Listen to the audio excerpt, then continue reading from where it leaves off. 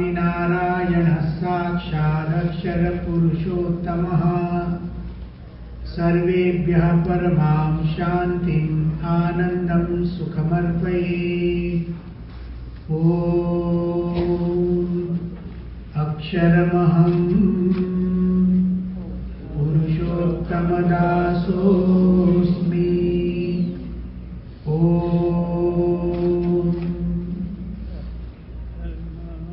सर्वने जय स्वामिनारायण। બે પ્રસંગો છે, એક પંડિતનો પ્રસંગ છે અને બીજો એક બાળકનો પ્રસંગ છે। યોગીજી મહારાજના વખતમાં એક બહુ જ મોટા શાસ્ત્રના જાણકાર એમના દર્શને આવ્યા હતા અને આપણી સભાની અંદર એ ઉપસ્થિત હતા અને આવી જ સભા ભરાઈને બેઠી હતી અને એમાં એમણે પ્રવચન કરવાનું હતું। વિદ્વાન હતા,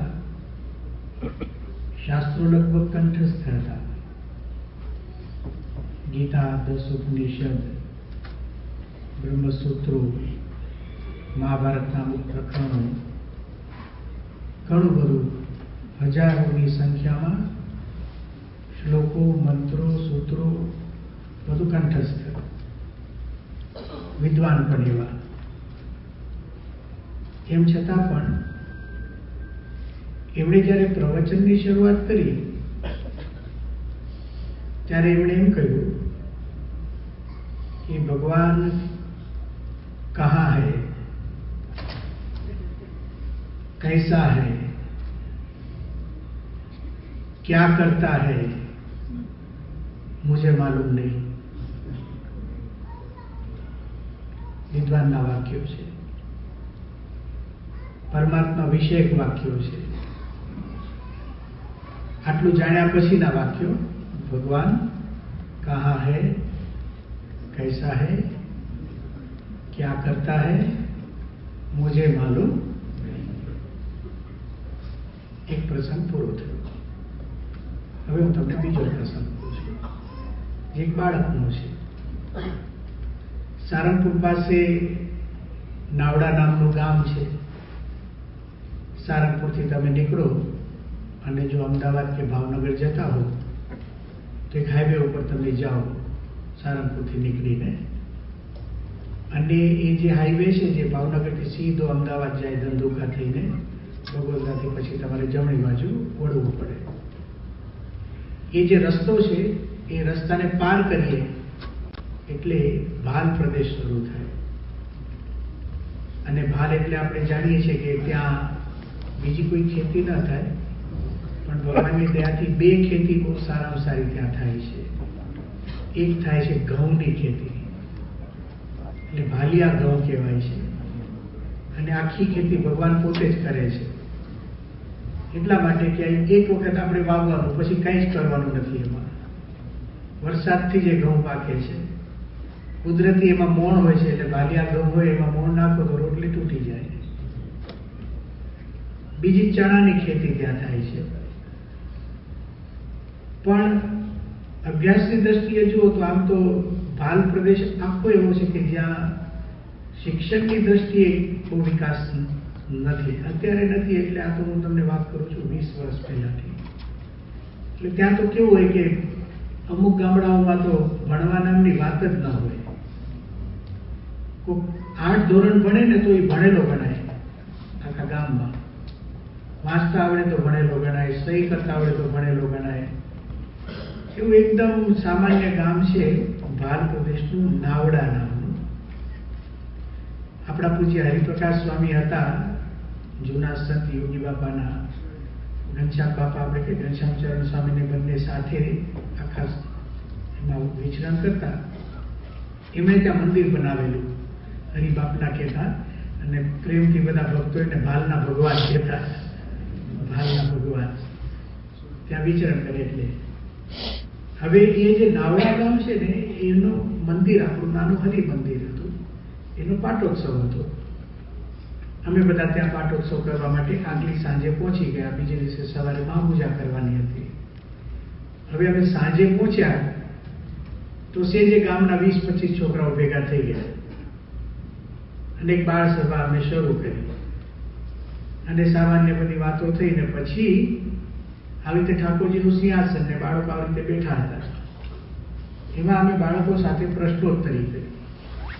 એમાં એક પ્રશ્ન પૂછ્યો કે આમાંથી તમારામાંથી ભગવાનને કેટલાએ જોયા છે? તો 20-25 બાળકો બેઠા હતા ને એમાંથી 10-12 છોકરાએ હાથ ઊંચા કર્યા છે, અમે ભગવાનને જોયા છે. બધાએ ન કર્યા પાછા, ઘણા વિચાર કરતા હશે કે આ શું છે બધું. અમે પૂછ્યું એ 10-12 બાળકો કે તમે ભગવાન ક્યાં જોયા છે?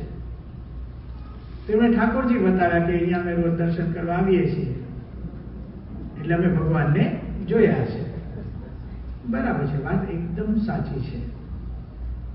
મૂર્તિ પ્રતિષ્ઠા થાય છે, ભગવાન આપણા સંકલ્પો સાંભળે છે, છળ કપટી જુએ છે. એટલે આપણી જેમ પ્રાર્થના સાંભળે ને એમ આ જોતા હોય, એ આપણે ન કીધું હોય તોય જોઈએ. એ વાત ખોટી નહોતી. કીધું ભગવાન જોયા છે.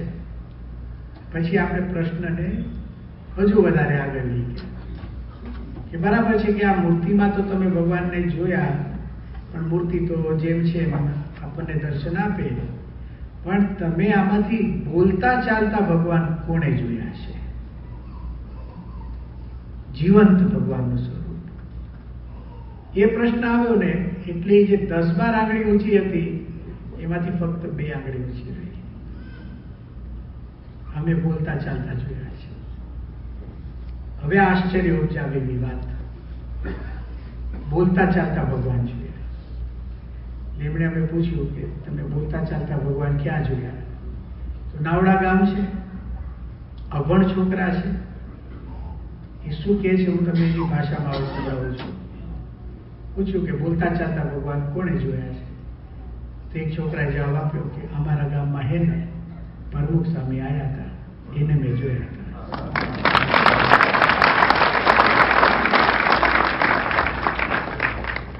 હવે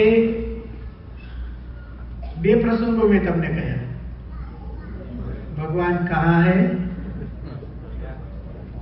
क्या करता है, कैसा है, मुझे मालूम नहीं. आ एक वाक्य, एक विद्वानનું વાક્ય. અને બીજો કહે છે કે અમારા ગામમાં હે ને પ્રમુખ સ્વામી આવ્યા હતા, એને અમે જોયા હતા. આ બેમાં પંડિત કોણ? બાળકો જ ને, એ આપણે બધા છીએ.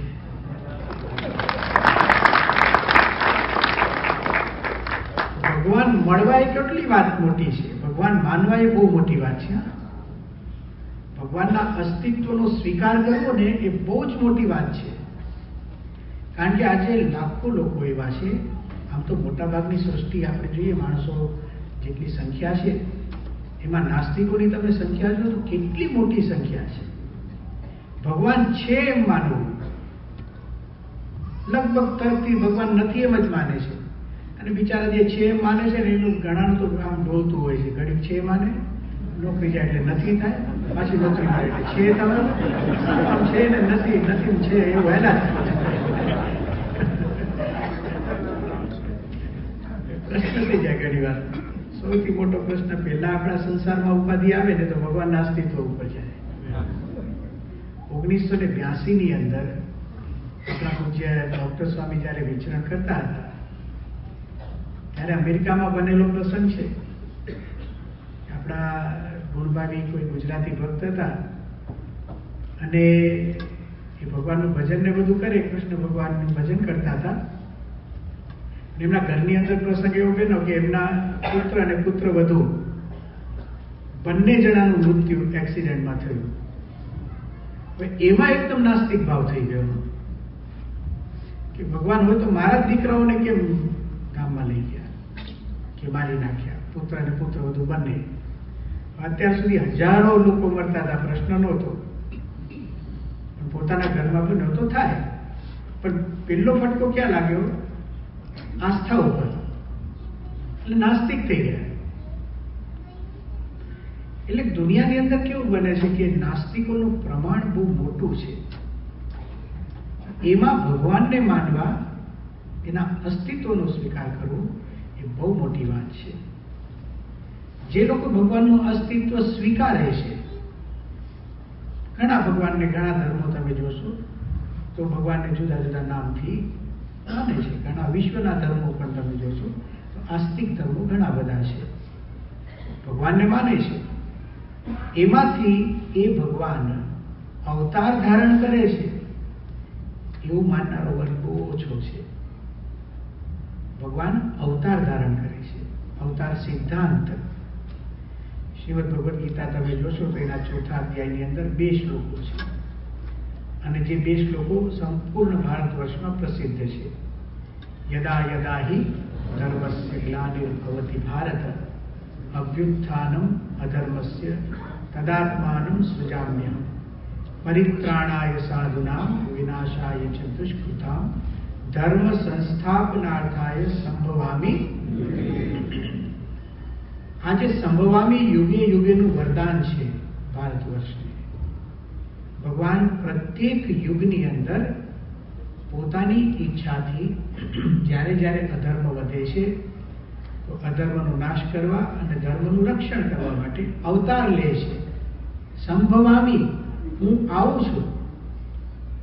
ભગવાન આવે છે, મનુષ્ય જેવા થાય છે. સ્વામિનારાયણ ભગવાને પણ વચનામૃતની અંદર આ સિદ્ધાંત કર્યો છે કે ભગવાન પોતાના અક્ષરધામની અંદર વિરાજમાન છે. એ પોતે અતિ કરુણાએ કરીને જીવના મોક્ષને અર્થે પોતે સંકલ્પ કરીને આ લોકમાં આવે છે. પહેલી વાત, ભગવાનને માનનારા બહુ ઓછા છે. જે લોકો ભગવાનને માને છે એમાં ભગવાન અવતાર ધારણ કરે છે એમ માનનારા ઓછા છે. એમાંથી પણ હવે નજીક આવો. એ ભગવાન આજે પ્રગટ છે એવું માનનારા તો ભાગ્ય મળે. એમાં આપણે છીએ, એમાં આપણે છીએ. મને ભગવાન આજે મળ્યા છે, અહીંયા મળ્યા છે. હવે જો નાવડાનો બાળક કહેતો હોય કે અમારા ગામમાં હે ને પ્રમુખ સ્વામી આવ્યા, હવે આપણને કોઈ પૂછે કે તમે ભગવાનને જોયા છે તો આપણે શું કહેવાનું?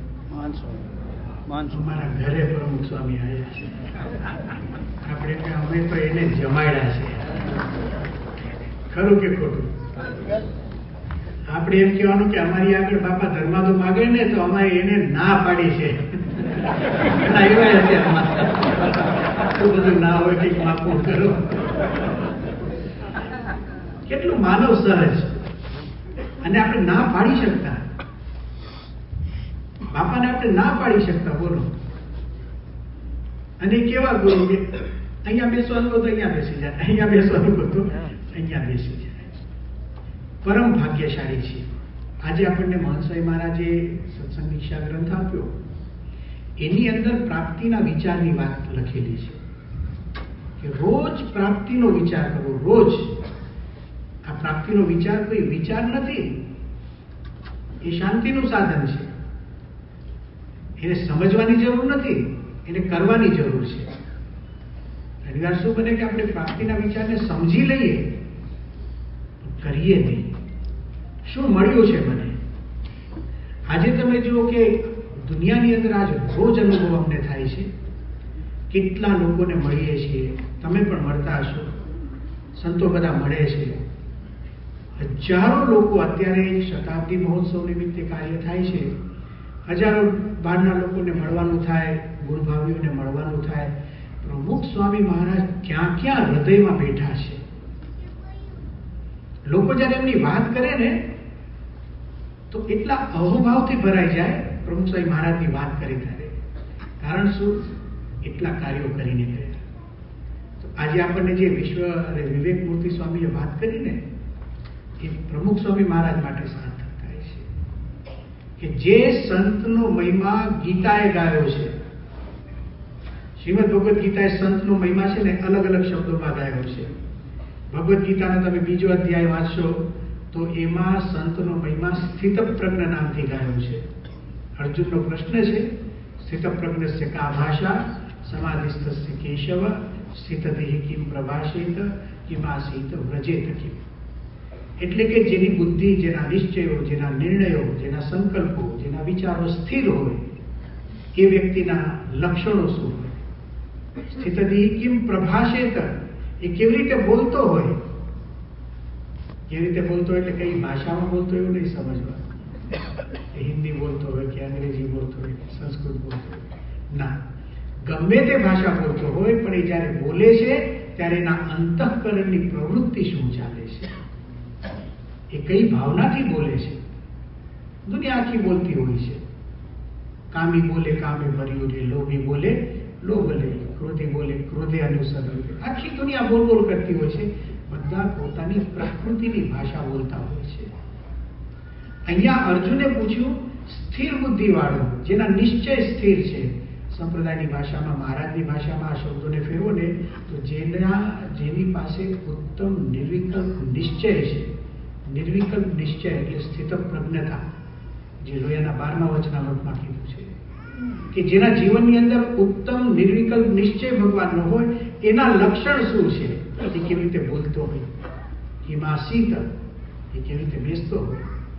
એટલે કે કયા આસનમાં બેસે એમ નહીં સમજવાનું.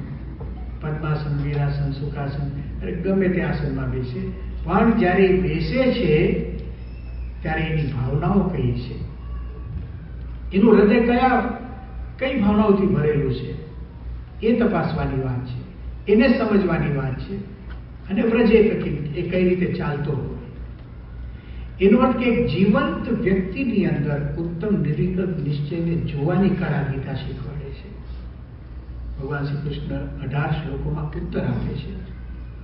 સ્થિર બુદ્ધિવાળાના લક્ષણો.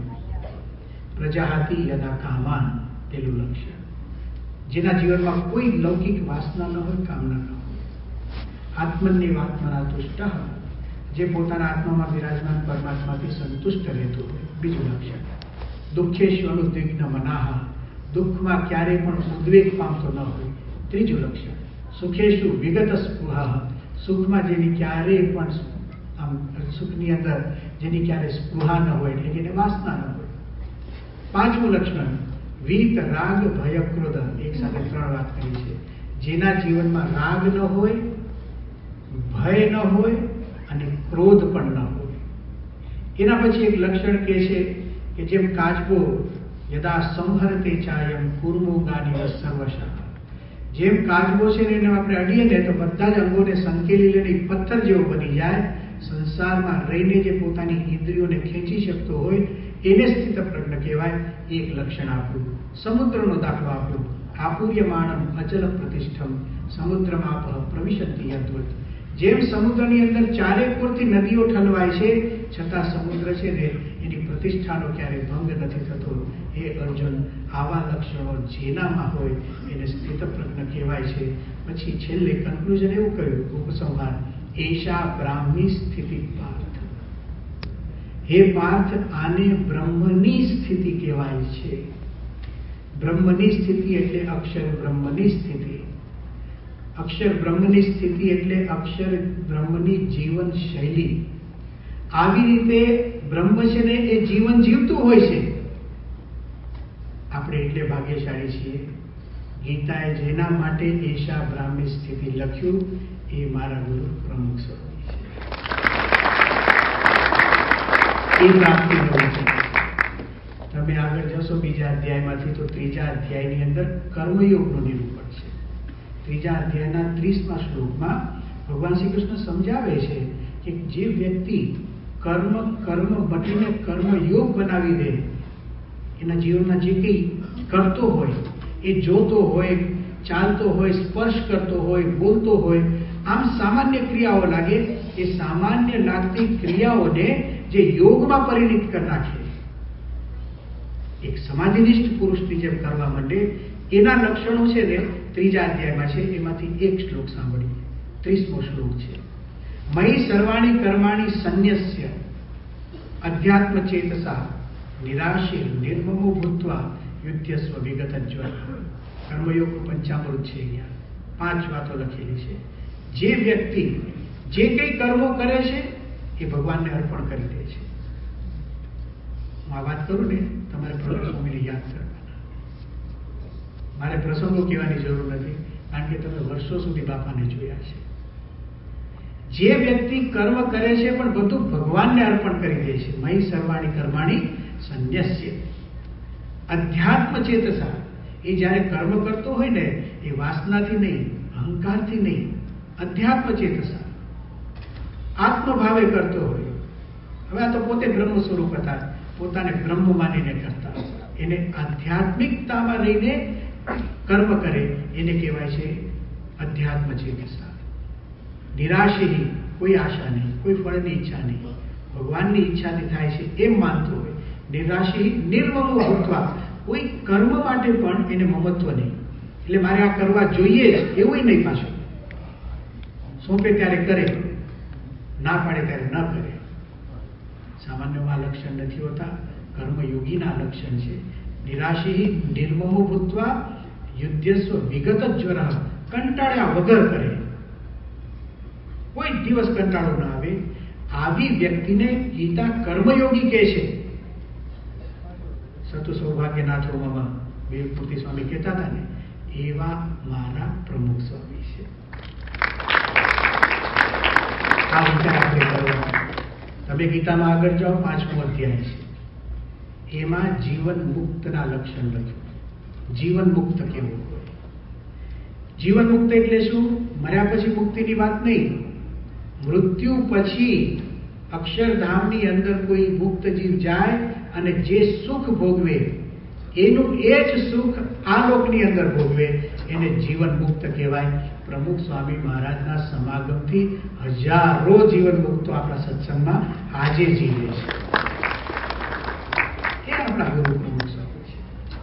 6થા અધ્યાયમાં તમે જશો તો એમાં યોગનું નિરૂપણ છે.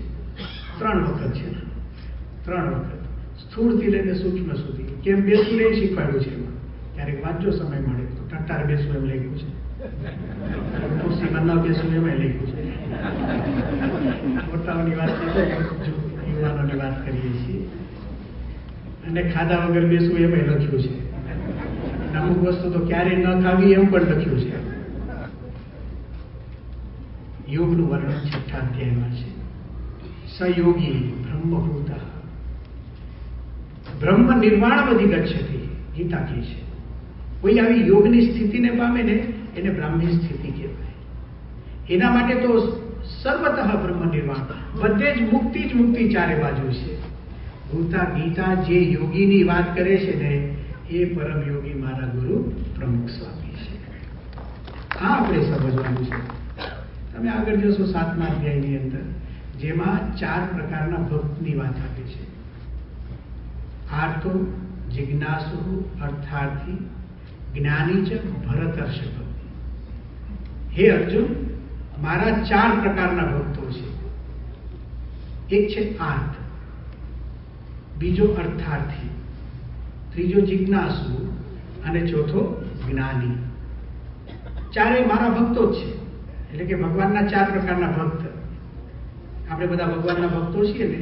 તમે જોજો, હવે આપણે શેમાં નંબર લાગે, બધા પોતાનો ખ્યાલ આવી જશે.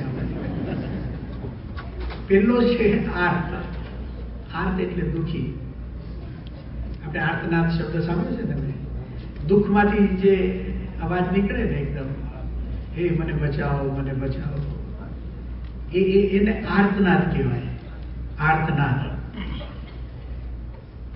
આર્ત એટલે કેવા ભક્તો છે કે જેના જીવનમાં દુઃખ આવે તો જ ભગવાનનું ભજન કરે,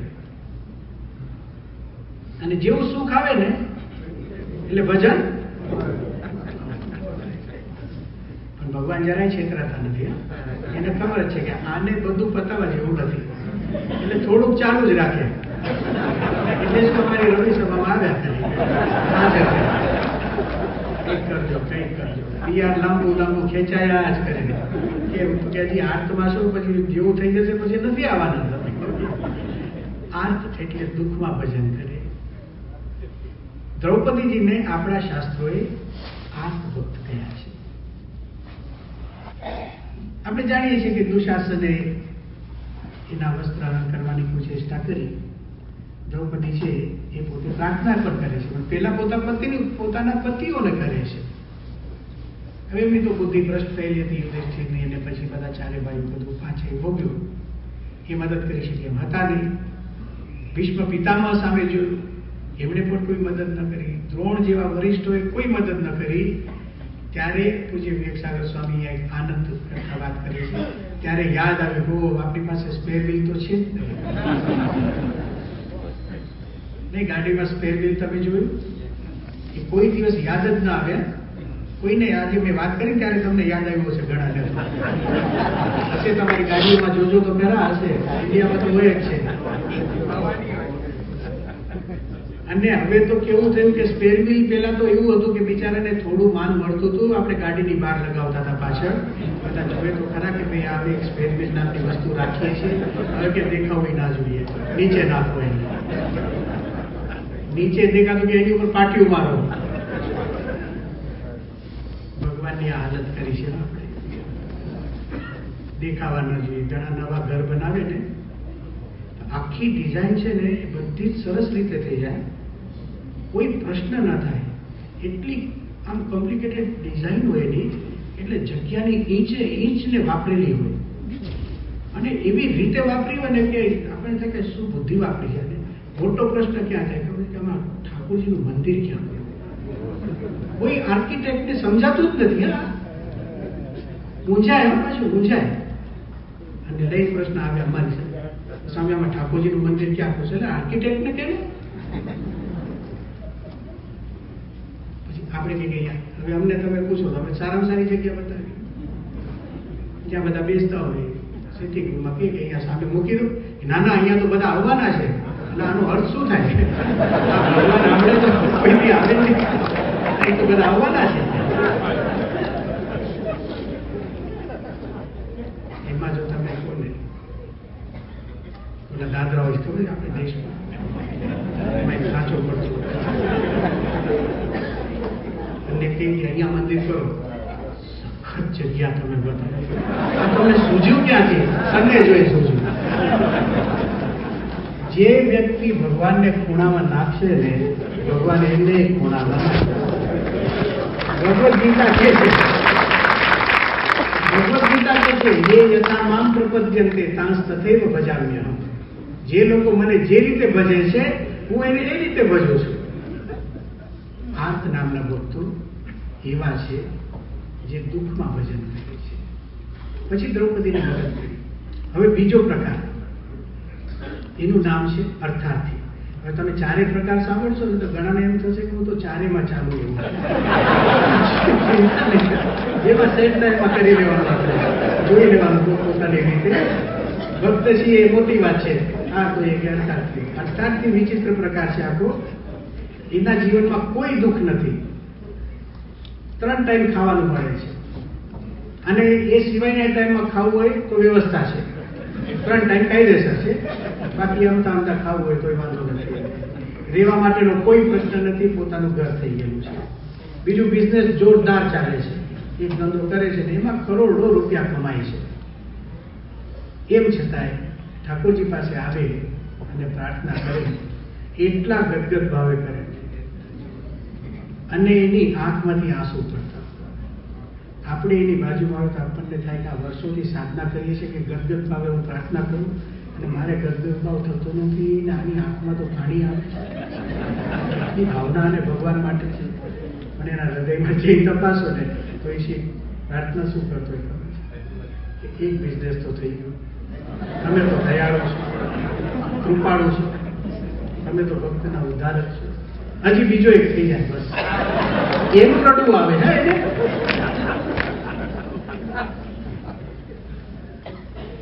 આ ભગવાનને કેવા છેતરીએ છે આપણે. દયાળુ એ છે કે જાણે છે. અર્થાર્થી એટલે કે એને ઐશ્વર્યથી સંતોષ થતો નથી. ઐશ્વર્યથી સંતોષ થતો નથી. ધ્રુવજીને અર્થાર્થી લખ્યા શાસ્ત્રો કે રાજાના દીકરા હતા અને છતાં એને અવિચળ રાજ માગ્યો. આપણે ધ્રુવનો તારો ઉત્તરમાં બતાવીએ છીએ ને, એ ધ્રુવ અવિચળ રાજ આપ્યું. આ બીજો પ્રકાર છે. ત્રીજો જિજ્ઞાસુ, જાણવાની ઈચ્છા છે, ઈચ્છામાં જિંદગી પૂરી થાય. આ અતિ વિચિત્ર પ્રકાર છે. આપણે કહીએ કે ભાઈ તમે મંદિર દેખાતા નથી, આ કે ઈચ્છા છે, આવું 10 વર્ષ સુધી બોલી 10 વર્ષ મોટો થઈ ગયો, એક વાત કે ઈચ્છા તો છે, પ્રોગ્રામ બનાવવો છે, આ વખતે તો આમ જ છે તેમ જ છે. રુચિમાં જિંદગી પૂરી થાય. મિત્રો, સારી રુચિ ને સારું વર્તન ના સમજવું, ગડબડ થઈ જશે. આપણે સારી ઈચ્છાઓ કરીએ છીએ ને, એને ઈચ્છા કહેવાય, એને વર્તન ના કહેવાય ને. તો એ ઈચ્છામાં અટકેલો ભક્ત છે, એ ત્રીજો પ્રકાર છે. પાર્થ, અર્થાર્થી, જિજ્ઞાસુ. અને ચોથો પ્રકાર છે જ્ઞાની. હવે શું કહે છે કૃષ્ણ ભગવાન? જ્ઞાની એટલે જેને સાક્ષાત્કાર છે, જેની પાસે અપરોક્ષ જ્ઞાન છે, જેને પછી ઇન્દ્રિયો આંખ બંધ હોય ને આપણને જોઈ શકે, આપણને અડે પણ નહીં ખબર પડી જાય ને. જેમ ભગતજીમાં કીધું, હું તો બરડે દેખું છું, બધે જ જોઈએ છે. એ પ્રકારની સ્થિતિ જેને હોય એને જ્ઞાની કહેવાય. અને કૃષ્ણ ભગવાન કહે છે જ્ઞાની ત્વાત્મૈવ મે મતમ. આવો જે જ્ઞાની છે ને, એ તો મારો આત્મા છે, એટલે કે મને અત્યંત પ્રિય છે. શ્રીમદ ભગવદ્ ગીતા 7મા અધ્યાયમાં જેને જ્ઞાની કહે છે ને, એ મારા ગુરુ પ્રમુખ સખી છે. એ મહિમા આપણે સમજવાનું છે. તમે 7મા અધ્યાયથી આગળ જશો ને, તો તમને 8મા અધ્યાયમાં અક્ષર બ્રહ્મનો મહિમા સમજાશે. અર્જુને પ્રશ્ન પૂછ્યો છે, કિમ તદ બ્રહ્મ? આ બ્રહ્મ એટલે છે શું? 3જા શ્લોકમાં ભગવાન શ્રી કૃષ્ણ કહે છે 8મા અધ્યાયમાં અક્ષરમ બ્રહ્મ. અને 11મા શ્લોકમાં એનો મહિમા કહે છે, યદક્ષરમ વેદવિદો વદંતી વિશંતિ યતયો વીતરાગાહ યદિચ્છન્તો બ્રહ્મચર્યમ ચરંતિ તત્તે પદમ સંગ્રહેણ પ્રવક્ષ્યે. હે અર્જુન, જે અક્ષરનો મહિમા વેદના જાણકારો પણ ગાય છે, યદક્ષરમ વેદવિદો વદંતી, જે અક્ષરની સ્થિતિ પામવા કે જે અક્ષરને પામવા માટે વિશંતિ યતયો વીતરાગાહ, લોકો રાગ વાસનાઓનો ત્યાગ કરે છે. યદિચ્છન્તો બ્રહ્મચર્યમ ચરંતિ, જેને પ્રાપ્ત કરવા લોકો બ્રહ્મચર્યનું પાલન કરે છે અને બ્રહ્મમાં ચર્યા કરે છે, અહમ બ્રહ્મ બોલ્યા કરે છે. એવું અક્ષર બ્રહ્મ છે. અવ્યક્તો અક્ષર ઇત્યુક્ત તમાહુ પરમામ ગતિ યમ પ્રાપ્ય ન નિવર્તન્તે તદ્ધામ પરમમ. આવું અક્ષર છે, જેને પામીને કોઈ પાછો આવતો નથી, એ પરમાત્માને રહેવાનું ધામ છે. પ્રમુખ સ્વામી મહારાજે રોમે રોમની અંદર પુરુષોત્તમ પરબ્રહ્મને ધારણ કરી રાખ્યા હતા. 8મો અધ્યાય જે અક્ષરનો મહિમા ગાય છે ને, એ મારા ગુરુ પ્રમુખ સ્વામી છે. તમે આગળ જાઓ તો 12મો અધ્યાય આવશે. એનું નામ છે ભક્તિ યોગ. એની અંદર 13મા શ્લોકથી લઈને 20મા શ્લોક સુધી ભક્તના લક્ષણ લખ્યા છે. શરૂઆત એવી કે છે, અદ્વેષ્ટા સર્વભૂતાનામ મૈત્ર કરુણ એવ છે. જેના જીવનમાં કોઈ દિવસ કોઈના માટે દ્વેષ ન હોય, કોઈનું અહિત ઈચ્છ્યું ન હોય, કોઈનું ખોટું થાય એવો સંકલ્પ ન કર્યો હોય, એને અદ્વેષ્ટા કહેવાય. દ્વેષનો સંકલ્પ જ નહીં. સામાન્ય માણસની આ તાકાત નથી. આપણે જયારે કંટાળી જઈને કોકના માટે ગુસ્સો આવે ને, પહેલો દ્વેષનો વિચાર આવે કે આનું બગડે તો સારું. ને આપણે કથા સાંભળીએ છીએ, કોકનું ઘર બગડ્યું, અરે કોકનું ઘર સળગ્યું, તો બીજો જેને ઈર્ષ્યા હતી ને, એ જોવા ગયો. પેલા ખબર હતી કે આને ઈર્ષ્યા છે, પેલા જવાબ ભાઈ તારા મનમાં જે છે ને એ બળી ગયું છે. દ્વેષ, આનું બગડે, ભગવાન આનું આમ કરી નાખે ને તેમ કરી નાખે ને, સામાન્ય જીવના લક્ષણો છે. દ્વેષ કરવો, ક્રોધ કરવો. ગીતા કહે છે કે ભગવાનનો ભક્ત કેવો હોય? અદ્વેષ્ટા, કોઈના માટે દ્વેષ નહીં. સર્વભૂતાનામ અદ્વેષ્ટા. મૈત્ર, બધાની સાથે મિત્રતા હોય. એ બાળક હોય, એ બાળક સાથે મિત્રતા કરી શકે, યુવાનો સાથે મિત્રતા કરી શકે, વડીલો સાથે મિત્રતા કરી શકે, અરે વિરોધીઓ સાથે મિત્રતા કરી શકે, એ રાજકારણીઓ સાથે મિત્રતા કરી શકે, સાધુ સંન્યાસીઓ સાથે મિત્રતા કરી શકે, ઉદ્યોગપતિઓ સાથે મિત્રતા કરી શકે, નોકરીવાળા માણસો સાથે મિત્રતા કરી શકે, ગરીબ લોકો સાથે મિત્રતા કરી શકે, શ્રીમંત લોકો સાથે મિત્રતા કરી શકે. અદ્વેષ્ટા સર્વભૂતાનાં મૈત્ર કરુણ એવ છે. શ્રીમદ ભગવદ્ ગીતા 12મા અધ્યાયમાં જે પ્રિય ભગવાનના ભક્તના લક્ષણો કહે છે એ મારા ગુરુ પ્રમુખ સ્વામી. તમે આગળ જશો 14મો અધ્યાય આવશે, એમાં ગુણાતીતના લક્ષણ કયા છે. શ્રી કૃષ્ણ ભગવાન પહેલા 3 ગુણની વાત કરે છે કે 3 ગુણથી આ જીવ બંધાયેલો છે. સત્વગુણ, રજોગુણ અને તમોગુણ. આપણી બધી જ પ્રવૃત્તિઓ છે ને એ 3 ગુણના આધારે થાય, મિશ્રણ હોય.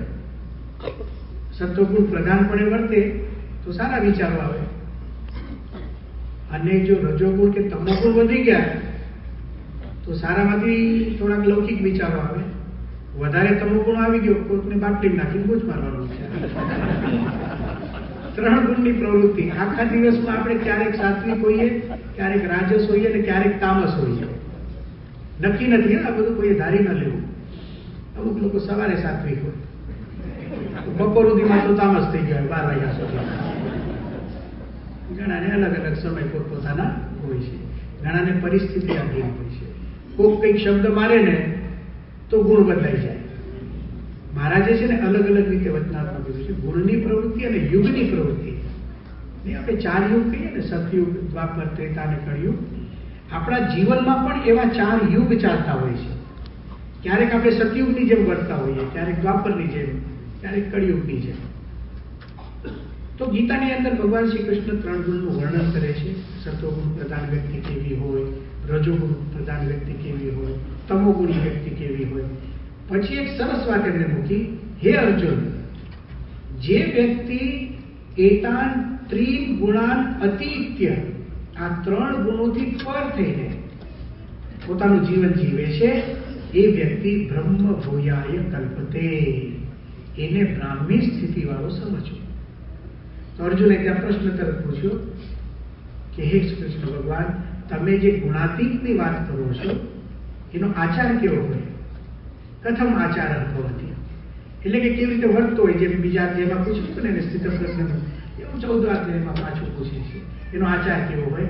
ભગવાન શ્રી કૃષ્ણ સરસ એનો ઉત્તર આપે છે. સમલોષ્ટાશ્મ કંચન, જેને સમભાવ હોય. લોષ્ટ એટલે તમે માટીનું ઢેકું આપો કે તમે એને સોનું આપો, એને સરખું હોય. સરખું એટલે એ ગાંડો ના હોય, એને ખબર છે કે આ પથરો કહેવાય અને આ સોનું કહેવાય, બધું સમજતો હોય, પણ એને વાસના ન હોય. સમભાવ એટલે શું? આ અંતે નાશવંત છે, આ મને મળ્યું છે ને ભગવાનની ઈચ્છાથી મળ્યું છે. આ પ્રકારનો એક સમભાવ એના જીવનમાં હોય.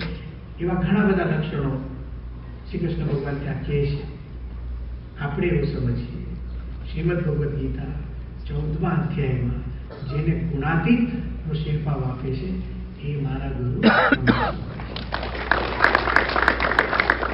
તમે આગળ જશો 14મા અધ્યાયથી આખી રાત આમાં નીકળે એવી છે. આપણે 18મા અધ્યાયમાં જઈએ. 18મા અધ્યાયનો 54મો શ્લોક આખી ગીતાનો સારાંશ લાવીને ભગવાન શ્રી કૃષ્ણ મૂકે.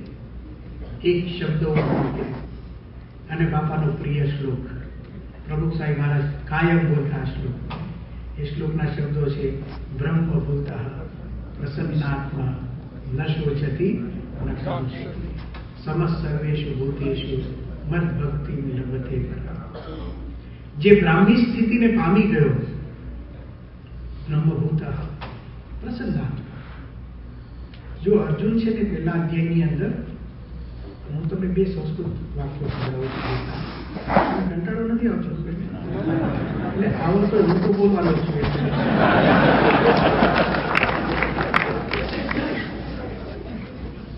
શતાબ્દી ઉજવણી છે ને, પહેલા અધ્યાયમાં શું બને છે? અર્જુનને જ્યારે મોહ વ્યાપે છે એનું વર્ણન વ્યાસજીએ પહેલા અધ્યાયના 28મા શ્લોકમાં કહ્યું છે. મોહ માટે શબ્દ વાપર્યો છે પરયા કૃપયા વિષ્ટ, એટલે કે પરા કૃપાથી આવિષ્ટ એટલે ઘેરાયેલો, એટલે કે માયાથી ઘેરાયેલો, એટલે કે મોહથી ઘેરાયેલો. આ પહેલો શબ્દ, મોહથી ઘેરાયેલો. બીજો શબ્દ વિષિદન, એટલે વિષાદ કરતો, વિષાદ કરી રહ્યો છે. જેવો મોહથી ઘેરાયો ને તરત જ વિષાદ કરવા માંડ્યો. આ સિક્વન્સ જો તમે, જ્યારે વ્યક્તિને મોહ વ્યાપે છે એની પહેલી અસર શું છે? દુઃખ એના જીવનમાં આવી જાય છે. બરાબર? આટલું સમજી રાખજો. જેવો મોહ વ્યાપ્યો અને બીજા નંબર પર કોણ આવી ગયું? વિષાદ. વિષાદ એક છે ને રિએક્શન છે. વિષાદ નામનો કોઈ સ્વભાવ નથી, વિષાદ નામની કોઈ પ્રકૃતિ નથી. વિષાદ તો સ્વભાવ અને પ્રકૃતિનું ફળ છે. વિષાદ કેમ છે કે મોહ છે એટલે વિષાદ છે. હવે બીજા અધ્યાયની અંદર છેલ્લા શ્લોકમાં શ્રી કૃષ્ણ ભગવાન એમ કહે છે, ઈશા બ્રાહ્મી સ્થિતિ પાર્થ નૈના પ્રાપ્ય વિમુહ્યતિ. હે અર્જુન, જો કોઈ વ્યક્તિ બ્રહ્મ સ્થિતિને પામી લે તો ન મુહ્યતિ, એનો મોહ નાશ થઈ જાય, એ મોહ ન પામે. મોહ ન પામે તો વિષાદ જતો રહે. પેલા અધ્યાયના બે શબ્દો, મોહથી ઘેરાયેલો એટલે વિષાદી. હવે હું શ્લોક બોલું તો એમાં પાછું 18મા અધ્યાયમાં જોઉં છું. બ્રહ્મભૂત પ્રસન્ન. જો બ્રહ્મભૂત એટલે બ્રાહ્મી સ્થિતિ પ્રાપ્ત કરી લે, મોહની જગ્યાએ બ્રાહ્મી સ્થિતિ આવી ગઈ, તો વિષાદની જગ્યાએ કોણ આવી ગયું? પ્રસન્ન. બ્રહ્મભૂત પ્રસન્ન. ન શોચતી ન કાંક્ષતી. પછી એને કોઈ શોક નથી, પછી એને કોઈ આકાંક્ષા કે વાસના નથી. બ્રહ્મરૂપ થવાની વાત આખી ગીતા છે ને બ્રાહ્મી સ્થિતિમાં જ પૂરી થાય છે. બ્રહ્મભૂત. તમે જો જે વ્યક્તિ બ્રહ્મભૂત થઈ જાય, બ્રહ્મરૂપ થાય, એના જીવનમાં પ્રશ્ન જ નહીં. આપણે માથાકૂટ શું છે? આપણે બ્રહ્મરૂપ થવા કરતા કરવા આવ્યા હોય ને એ વધારે લાગે છે. બધાને આ જ વિચાર આવ્યો છે ને તમને બધાને. ઘણાને એમ થયો છે કે મારા પત્ની એવા છે, ને તમારા પત્નીને એમ છે કે મારા પતિ એવા છે. બધા એકબીજાને એવા જ માને છે. બ્રહ્મરૂપ કરવા આવ્યા હોઈએ ને આપણે. શ્રીમદ ભગવદ્ ગીતા એમ કહે છે કે જે બ્રાહ્મી સ્થિતિને પામે એ પ્રસન્નાત્મા હોય, એને શોક ન હોય, ન કાંક્ષતી, એને વાસના ન હોય. બીજું, સમજ સર્વેષુ ભૂતેષુ, એ બધામાં સમભાવ રાખતો હોય અને મત ભક્તિ લભતે પરમ, મારી ભક્તિને. 18મો અધ્યાય જ્યાં ગીતા પોતાના ઉપદેશોનો ઉપસંહાર કરે છે, એનો આ શ્લોક એનું મૂર્તિમાન સ્વરૂપ એટલે મારા ગુરુ. આખી ગીતાનું મૂર્તિમાન સ્વરૂપ છે. ગીતા એક થિયરી છે, ગીતા એક થિયરી છે અને પ્રમુખ સ્વામી એનો એક્ઝામ્પલ છે. હવે મેં જેટલી વાત પ્રમુખ સ્વામી મહારાજ માટે કરી, કારણ કે શતાબ્દી છે એટલે મેં એમની વાત કરી. આ બધી જ વાતોને તમારે એની જગ્યાએ બીજો એક શબ્દ કયો ઉમેરવાનો? એ મારા ગુરુ આજે. બધું ફરીથી બોલી રહ્યો છું. બીજા અધ્યાયમાં જે એશા બ્રાહ્મી સ્થિતિ શ્લોક લખ્યો એ આજે મારા ગુરુ મહંત સ્વામી છે. ત્રીજા અધ્યાયની અંદર જે કર્મયોગીની વાત કરી એ આજે મારા ગુરુ મહંત સ્વામી છે. પાંચમા અધ્યાયમાં જે જીવન મુક્તની વાત કરી એ આજે મારા ગુરુ મહંત સ્વામી છે. છઠ્ઠા અધ્યાયમાં જે યોગીના લક્ષણ થયા એવા પરમ ગુરુ આજે મારા ગુરુ મહંત સ્વામી છે. આગળ આપણે ગયા 8મા અધ્યાયની અંદર 7મા અધ્યાયની અંદર જે જ્ઞાનીની વાત કરી એવા શ્રેષ્ઠ જ્ઞાની આજે મારા ગુરુ મહંત સ્વામી છે. 8મા અધ્યાયમાં જે અક્ષર બ્રહ્મની વાત કરી એ આજે મારા ગુરુ મહંત સ્વામી મહારાજ છે. 12મા અધ્યાયમાં જે ભક્તના લક્ષણો કયા એ આજે મારા મહંત સ્વામી મહારાજ છે. 14મા અધ્યાયમાં જે ગુણાતીતના લક્ષણો કયા એ આજે મારા ગુરુ મહંત સ્વામી છે. અને છેલ્લે બ્રહ્મભૂત એ આજે મારા ગુરુ મહંત સ્વામી છે. આને કહેવાય પ્રાપ્તિનો વિચાર.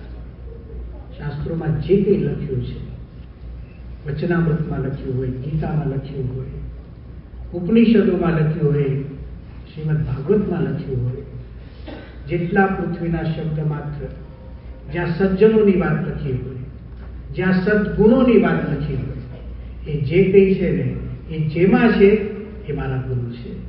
એ પ્રમુખ સ્વામી મહારાજ અને મહંત સ્વામી મહારાજ આપણને મળ્યા છે. આપણે એમના ચરણોમાં પ્રાર્થના કરીએ કે તમે અમને મળ્યા છો, તમે અમારા ગુરુ પણ છો, તમે અમારા હૃદયમાં પણ છો, પણ અમે તમારો અનુભવ કરીએ, અમે તમારા સુખનો અનુભવ કરીએ, તમે અમારી સાથે છો એવો અમે અનુભવ કરીએ, એવી અમારી ઉપર કૃપા કરજો. શ્રી સ્વામિનારાયણ ભગવાન.